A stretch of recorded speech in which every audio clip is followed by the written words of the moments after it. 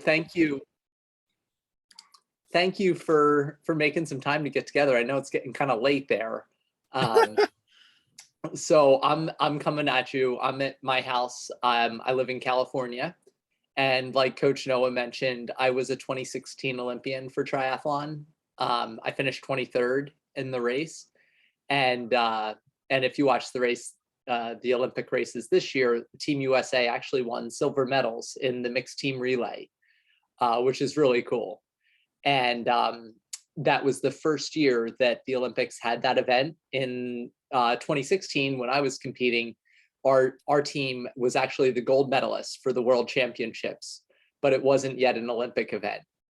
So a part of me was a little bit bummed watching that, but my process of triathlon racing and now working in triathlon, it's been very fun. And the best part about that is getting to talk to people like you, because honestly, like when I get the opportunity to kind of speak with a group like this and have you guys ask some questions, which I hope you do, it kind of reminds me of the things that make me excited about the racing. And it's, you know, we talk about the results, but it's not about the results so much as it's about, you know, what you learn in the process of chasing those results. Like everybody should want to do the best that, like he or she, like the best that you can do on the race day.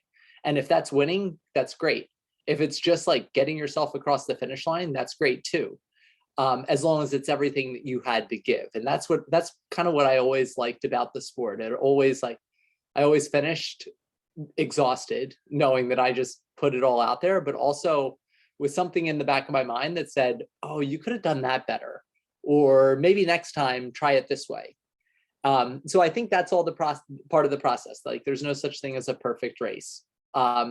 So getting started for most of you, how many of this it's going to be your first time racing at this event?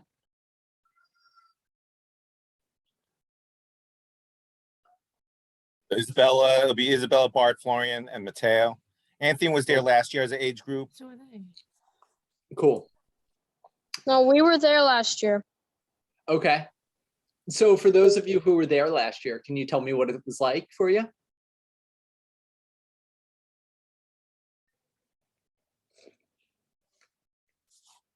Go ahead, Bart or Anthony. It wasn't a bad experience. Well, you broke up, Anthony. What was that? It was a really great experience, but simple mistakes. Simple mistakes? Yep. Well, give me one mistake you made last year that you're not going to make this year. Be mindful of my siding in the water. Mm-hmm. Cool. Don't swim off to the grassy area before the ramp. Yep. Yeah, we watched him, and it was interesting where he was going. We all have days like that. Anybody else?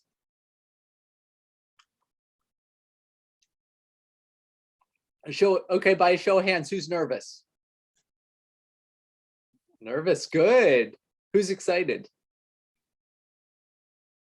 Good. So if you notice, nervous and excited come from the same place. So it's just like when we think about it, it's just energy about doing something that's cool and a little bit nerve-wracking and a little bit at the edge of our comfort zone. And I think each of you should be congratulated that you're seeking out opportunities like that for yourself, because that's not an easy thing to do, and it's something a lot of kids your age won't do. So so the fact that you're nervous and a little bit excited about doing something, and you're going to take the line and go out there and overcome that and race to the best of your ability, I think that says a lot about you, and you deserve kind of to feel pretty good about yourselves for doing something like that. It's going to set you up with a nice skill set for later on in life. When we think about nervous, what parts of the race make us the most nervous? And I'm going to ask for an answer from each of you on this. The bike. The bike? What about the bike? Just because the wheels falling off? Well, I'm just not really like the best in the bike. Like that's like my worst part in triathlon. So I'm just like I'm always like a little nervous on the Uh-huh. bike. Well, only one person in the world's the best at the bike. Everybody else isn't the best.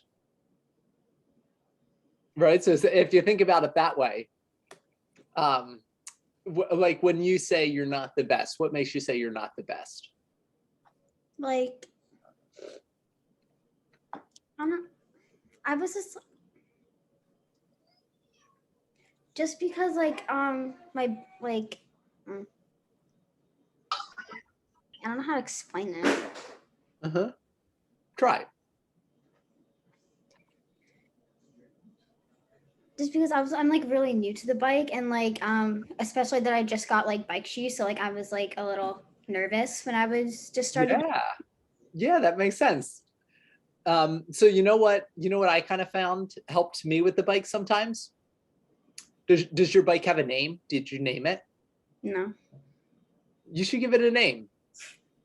Because sometimes if you name your bike, you get to like, because there's a couple parts of the bike. There's one that's you and the bike. And you want the bike to work with you. You don't want to be afraid of it. Because you're going to ask it to turn and to shift and to go up hills, go down hills, and carry you with it. And when you're really comfortable with that, like I would always name my bikes. And sometimes I would even take a little piece of tape, like painter's tape or masking tape, and I'd write a note to myself on there, and I'd tape it onto the stem. And it'd be something simple, like it'd be someone's name who I would race for, or it would be like a saying from a movie I just watched. Or it would just be like a one simple word that I wanted to keep in mind. Like I'd say aggressive, or I'd say focus. And then I'd have that on there, and it would just be like a little reminder of the mental state or the way I wanted to execute during the bike. So those are some tips. And I would also say, when the reason I asked you to be specific about what parts of the bike is sometimes when we give things words and we actually talk about what makes us nervous, you can kind of see, well, I guess I'm nervous about the shoes. And then you can ask yourself, what can I do with my bike shoes, and what can I practice in the next couple of days that will make me a little bit less nervous? So maybe it's like riding with your shoes on the grass, and even like forcing yourself to fall over on the bike with your shoes on in grass or something, like when you're not going fast. Just so you see like, oh, that wasn't that bad. Like if that's the worst that's going to happen, that's okay. But it's good. Do you feel better talking about it? Yeah. Good. All right, who wants to go next? Kind of similar to Isabella. I'm probably most nervous about the bike just because like her, I haven't been doing it for a while, and like you watch all these other like people race like before your race, and you see them doing these like not these crazy bike maneuvers, but like all the bike skills they have. And I've only been using like my road bike for a few months, and I'm still kind of new to it, and it just like the little things just make me nervous. Mm-hmm. Totally get that. And I mean, I remember racing at the top level, and guys were doing like wheelies and with like spinning the back, like all sorts of like track stands and stuff. I couldn't do any of that, but I could race with them. And one of the secrets is, especially like you're doing the draft legal, right, Mateo? Yeah. So one of the secrets is just remembering what you can control. So when you race and control what you can control, you're able to focus on that and let go of the stuff that's out of your control. Like the trick somebody else can do on their bike, that's not your business. All you have to do is ride your bike from the start of the bike to the finish of the bike. And you use the situations around you and the people around you to help you do that. So like when you're in a pack, you don't need to look at what other people are doing on their bike or what kinds of bikes they have or what kind of race wheels they have or bike computer or how skilled they look. All you got to worry about is how they're helping you get to transition.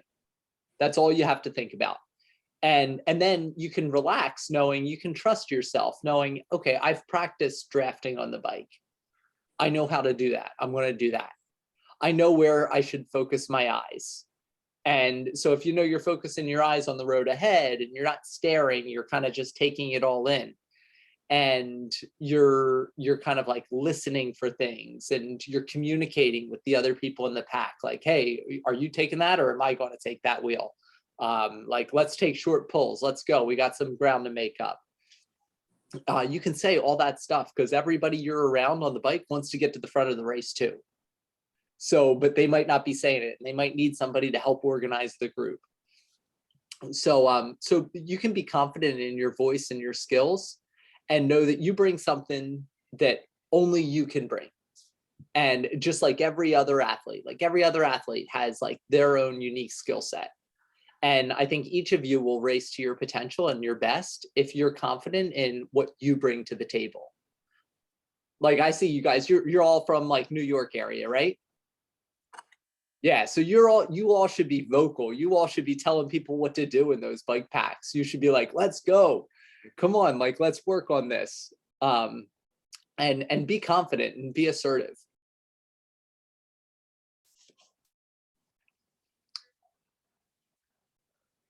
Makes sense? Who's next? I'm probably most nervous about the transitions. Transitions, what parts? Mostly the mount, like T1. Uh-huh. What about the mount? Cause I feel like I might screw something up, and it's like pavement under my feet. And so if like I fall, then I might injure myself and I can't go on with the race. So when you think about it, have you fallen doing it in practice? Yeah, I have. And have you done it well in practice? Yeah. And what's the difference between when you do it well and when you fall, other than the result or the outcome? Usually I'm going a little bit slower when I do it well.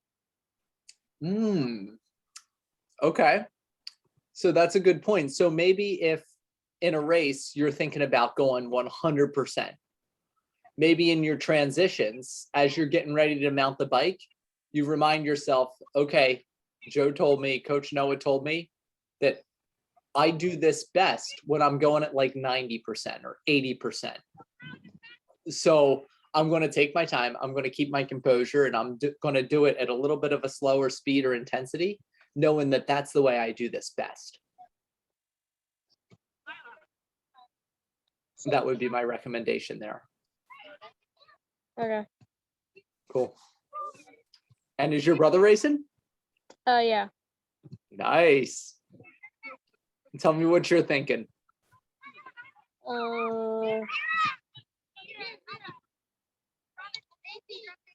The transitions.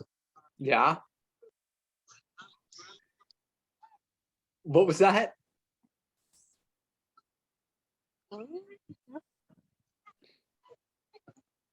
No, you're muted. Anything specific about transitions, Florian? Like getting my shoes on fast. Yeah. And making sure my bike doesn't get destroyed. Those are two good things to worry about. Yeah, so what can we, what can we do to make sure your shoes come on fast? Body glide. Body glide, nice. Does anybody, so we use body glide, we can use like maybe baby powder is another one that works sometimes. And I'm sure you guys have practiced this, but one of my favorite techniques for putting on my running shoes is to put all my fingers inside the heel of the shoe and grab the tongue of the shoe with my thumb, open it up really wide, and not let go until my foot's in the shoe. So I would put it on and I'd take my foot all the way down to the ground, and until my foot went in there. And that was what worked for me. But I'd say practice that a couple of times between now and the race, and you know, see if you can get like something that feels pretty smooth and works for you, and then just remind yourself to do that when you're in the race. Because sometimes when we get into the races, we get very excited, and you're focused on what everybody else is doing or how fast everybody else is going, and we forget the things that we need to do to go fast. Because the funny thing is, when you're focused on doing what you need to do and blocking out everybody else, somebody else is probably looking at you thinking, wow, that kid is so fast. That lightning warrior is so fast in transition. So remember that. And then if for everybody who's worried about transitions, I want you to think about my friend Ryan, who just did his first triathlon this past weekend. And when he called me for advice before the race, you know what he asked me? You're not going to get it, but he did the New York City triathlon, and he said, Joe, like, tell me about it. Is it weird to just get naked in transition and change into like the bike clothes? And I was like, you're planning on getting naked in transition? He's like, well, yeah, you don't ride in all the wet stuff, do you? And I was like, dude, you gotta wear the same thing. So you think of Ryan when you're worried about all this other stuff, and think of my buddy who was going to take off all his clothes. That's the wrong race. Do that. That's one of the rules that you're not allowed to do any part of it. All right, Anthony, what's up? What are you thinking about?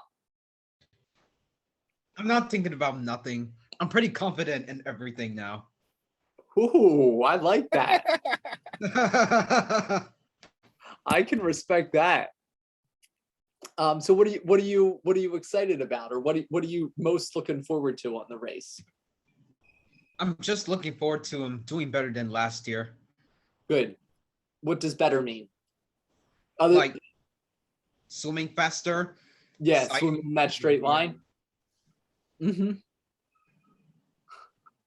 Pretty much it. Mm-hmm. Cool. And Elijah, we have you? Yeah. How's it going? It's good. How are you? I'm good, yeah. Nice. So I just have my thoughts on the swim just because it's like my weakest point. But I'm just I just want to do my best, and have some fun. But I'm a little nervous that I might cramp up. Like I usually cramp up in transition 2 when I'm putting on my shoes. But I just gotta like prepare, and stay hydrated and stuff. So yeah. Yeah, those are good things to think about. So like, tell me about like when you say prepare, what does that mean? Just like fuel my body with the right stuff, and yeah, I don't know too much. No, definitely. So for all of you, you're going to be traveling to this race. It's going to be different than just like kind of waking up and going somewhere. It's going to be important, like bring water bottles and hydrate, like not just the day of the race, but like the couple days leading up to it, like starting tomorrow. Just be aware of like what you're eating, what you're drinking, and making sure you're getting enough. Because that stuff is kind of cumulative. It's not just like, you can't just decide to have good hydration, good nutrition like an hour before the race. Like that's a product of everything you're going to do between now and then. So you definitely start doing that now. And then one thing that Elijah touched on that I've heard a couple of times is you said, oh, that's my weakest part of the race. Guess what? In a race, nobody knows what your weakest part or your strongest part is, except for you. Everybody else is just kind of going out there and trying to race you. They're trying to beat you. You're trying to beat them. They're all trying to have like their best day. You're trying to have your best day. So don't worry about like where you're good, where you need more work, where you're one of the most competitive, where you're one of the least competitive, and just go out and like do the best you can in each of the disciplines, and know that the end result, the end of the race, is just a product of you putting together a lot of things, some that you're going to do really well, some that you're not going to do so well, and being able to like not think just about the things you did poorly, and not think just about the things you did well or judge them, just kind of do them as best you can. Because guess what? In the race, if you're thinking about something you just screwed up, you're not giving yourself a chance to be present and do what you're supposed to be doing at that moment. So I think staying present is very, very important. You know, like when you're in the swim, you should be thinking about the swim. When you're in transition, you should be thinking about transition. When you're on the bike, you're not thinking about how good of a swim you had or how badly you swam off course and how you, what you're thinking about is, okay, I got to get this bike. I got to shift. I got to follow that wheel. I got to take good lines through the corners. I got to pedal as hard as I can. I got to take some water so I'm not cramping in T2. All that makes sense? Cool. Any other questions just generally? Yeah, I have a question. What's up? So sometimes when I'm swimming, like in the open water, like I tend to like freak out sometimes, especially like a lot of people around me, and especially if I can't sight the buoy, because Mhm. a lot of the time I'll lose sight of the buoy and then no one will be around me and I'll just like forget what to do. Like, well, what do you do in those situations when you panic? For sure. Yeah. So that's, first of all, that's something that happens to a lot of people. So it's not just you. And it can be something that kind of throws you off when you have a lot of people swimming around you. Everybody's trying to get to the same place. And people are kind of like their arms are hitting you or their legs are right around you. And it's like, you'd rather be anywhere else. I think what sometimes panic is, I think the way I describe it is feeling like things are out of your control. Like, and I don't know if do you agree with that? Like, that's kind of the way you feel when you're panicked. Like, I have no control of what's going on and I don't know what to do. Okay. So if you agree with that, then I think the way you take control of that situation is saying to yourself, okay, what is in my control right now? What can I do? And when you do that, you remember you can't stop all these other people from swimming to the buoy. But what you can do is you can make sure you're getting your breaths of air. Make sure you're doing the things that you know help you swim fast, like pushing water back, or like what's a cue you give yourself when you're in a tough set and you got to hold the time? What do you tell you? What I'll usually tell myself is that, like, if I have silly, but like the pain now is better than the pain if you don't do good somewhere else. And that usually helps me get through it. So like me telling myself that at the end, this is all gonna be worth it. And that kind of helps me push myself to do better or continue holding a time or continue trying my best. Yeah, okay. So I would say when you start to feel that panic coming on, say the pain now is better than the pain of not doing this. And just keep it up. And I would say, like, if you feel like somebody's hitting you or somebody's going after you, like, you don't need to fight back. You just need to beat them in the race. Mhm. So don't feel like you need to fight battles with other athletes. Your battle is between you and getting to that buoy and getting to the next buoy. So focus on that part. And the way you do that is you stay horizontal, you keep your feet high, and you keep swimming. You just keep moving forward. And then if you lose sight of the buoys or you feel disoriented, you can use the other people around you. It's like fish in a school. You ever see like video of schools of fish swimming? Yeah. And how tightly packed they are, and they all seem to get to the same place? Think of yourself as like one of the fish in that pack. Like, you don't need to see what the first fish is saying. All you need to see is the fish in front of you and trust that that fish is going there. And if they're moving fast enough and you're keeping up and you feel like it's not too slow, stick with it and go for it. And then like, as you get to the buoys, I always think it's important to be on the inside of the buoys. And now sometimes it's tempting to go on the outside, especially if there's like a couple people wide, like 4 or 5 people wide. But the people on the outside end up swimming so much more that it's usually worth the effort. The pain now is better than the pain later. Try and get on that inside and just hold your position as best you can. You might have people around you, but you just do the best you can. Make sure you're getting your breaths, make sure you're staying on top of the water. And just focus on the task at hand. Be like, you know how to swim. You've done hard training to prepare for this. And all you got to do is get around that buoy. Don't worry about whatever anybody else is doing. Thank you. You're welcome. We also had a question about the swim. Sure. So like when you turn around the buoy, there's this technique of like the corkscrew turn, and we were wondering if that was like worth it to do it or not. Do you think you're faster or slower when you do it? I think faster. You can go for it. Okay. Yeah, go for it. And you know, I think like part of what makes racing so much fun is you can have all these skills, and then when it comes down to it, like in the moment, you have to make a decision if you're going to do it or not.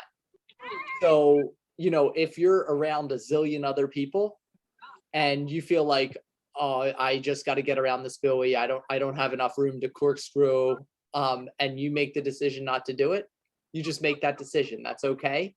Don't think about it anymore. But if you get there and you got like the opportunity to do it and you know it's faster and you feel like you got the space to pull it off, just do it. Go for it. So, and just know you're not right or wrong for doing it or not doing it. It's just get around those buoys as fast as you can. Okay. I want to respect Joe's time. We appreciate everything he said before at this time, and I guess would you like to wrap it up now, or any final words? Yeah. So, well, Noah, thank you. We have family in town before my trip this weekend to see you guys. So I'm gonna get together with them for some dinner. But I would just say, you know, like at every stage of your career, whether you race professionally someday, you do this for fun, you know, like whatever it is, the feelings that you feel are the same feelings that somebody feels like before the starting line of an Olympic Games. Like I remember I just felt I was nervous. I felt like I was like maybe a little bit fatter than some of the kids there. I felt like other kids looked more muscular than me. I felt like, oh my gosh, I don't know if I have these bike skills. I hope I remember to grease my chain, all that stuff. Like, you know, and there's always going to be some stuff you did well, some stuff you're like, I don't know, I'll have to do that differently next time. But what you want to do when you race is you want to just commit to that moment, and you want to stay present and do the best you can and have so much fun doing it. Because like ultimately what you're doing, you're going to a really fun race venue with a bunch of your friends, and you're racing a bunch of other kids your age, and you're just like seeing what you're capable of, and there's no right or wrong answers, and it's just, you know, it's just about like going out there, learning, having fun, leaning on Coach Noah if you have questions, and enjoying the ride. You know, you'll all have every one of you will have another race after this one, even though it seems like the biggest thing in the world. There's going to be another one. So that's not an excuse to like make excuses for this one. It's just make the most of it. Who's that? Any other questions? So when I'm biking and I'm like struggling and doing like a flying mount, do you have any tips on like how to like do it like better? Oh, practice. I would say practice. But I would also say try doing it with running shoes on instead of the bike shoes. Like just take your bike shoes off the pedals and try running and jumping on the bike with bike shoes, or with running shoes. That's a way I practiced. I would also think about like landing on the top inside of my thigh instead of like right flat down. Sometimes that helped me because I felt like it gave me like a bigger target to shoot for. But also just committing to like knowing that it's important. Yeah, I would say like, what does the speed of like jumping on your bike scare you? Yeah, like I feel like I'm gonna fall over. Yeah. So sometimes just keeping the bike a little bit angled towards you also could help, because you figure you're jumping on and the bike's going to go. You know what side you jump on the bike from? Yeah, the left. Yep. Okay. So you're jumping on the bike from the left side. So you're swinging your right foot up over the seat. Mhm. Mhm. So just think, think about that. The seat's not going to disappear, and it's going to stay the same height as when you practiced. So I would say just remember that it's something you practice it a couple times, like before the race, and kind of like we were saying, was it with Darius? Barton Florian. That's Darius is their dad's name. Oh, okay. Yeah, so what we were saying, like, sometimes that stuff through transition is faster when you take it like from 100% to like 85 or 90%. And know, what you're trying to do with a flying mount is just carry momentum from while you're running with the bike to when you start pedaling. You're just trying to carry momentum. So some momentum is better than no momentum. So even if it's just like a little bit less speed than go with what you're comfortable on.